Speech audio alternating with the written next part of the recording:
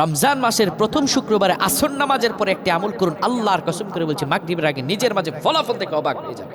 আপনার ঋণগুলো দূর হয়ে যাবে, আপনার বিপদ আপদ বালা মুসিবতগুলো দূর হয়ে যাবে, ব্যবসায় আল্লাহ আয় উন্নতি দান করবেন, মনের আশাগুলো পূরণ হয়ে যাবে। আপনি 1 ঘন্টার মধ্যে নিজের মাঝে ফলাফল দেখবেন ইনশাল্লাহ। ইনশাল্লাহ আপনি যদি আমলটি খাসভাবে করতে পারেন, প্রিয় ভাইরা আমার, শুক্রবার এমনিতেই জুমাবার আল্লাহর কাছে গুরুত্বপূর্ণ, আর যদি এটা হয় রমজানের জুমাবার, যেই শুক্রবারে আল্লাহ পৃথিবী সৃষ্টি করেছেন, আবার যেই শুক্রবারে আমার আল্লাহ পৃথিবীকে ধ্বংস করবেন, বড় গুরুত্বপূর্ণ বিষয় আমার ভাইরা আমার। এই জুমার এত ফজিলত, এই জুমার দিনের উসিলায় আমার আল্লাহ কোরআন আল কারীমে একটি সূরা নাযিল করে দিয়েছেন, সূরাতুল জুমা।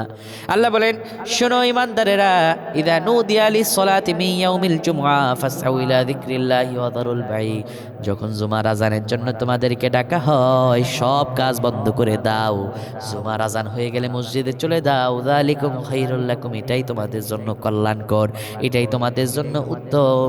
বান্দা শোনো, তোমরা যদি তা জানো। জুমার দিন এটা আল্লাহর কাছে গুরুত্বপূর্ণ দিন। আসর নামাজের পরে আপনি বসে যাবেন, কারোর সঙ্গে কথা বলা যাবে না। আমলটার নিয়ম বলে দিচ্ছি, আসর নামাজের পরে বসে যাবেন, কারোর সঙ্গে কথা বলা যাবে না। কিবলামুখী হয়ে এই দুরূদটি 80 বার পড়বেন। কি দুরূদ? আল্লাহুম্মা সাল্লি আলা সাইয়্যিদিনা মুহাম্মাদানিন নাবিয়িল উম্মি ওয়া আলা আলিহি ওয়া সাল্লিম তাসলিমা। এই দুরূদটি আপনি 80 বার পড়বেন।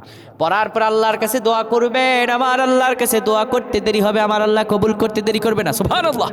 তাই আমরা আল্লাহর কাছে দোয়া করব, আল্লাহুম্মা সাল্লি আলা সাইয়্যিদিনা মুহাম্মাদানিন নাবিয়িল উম্মি ওয়া আলা আলিহি ওয়া সাল্লিম তাসলিমা।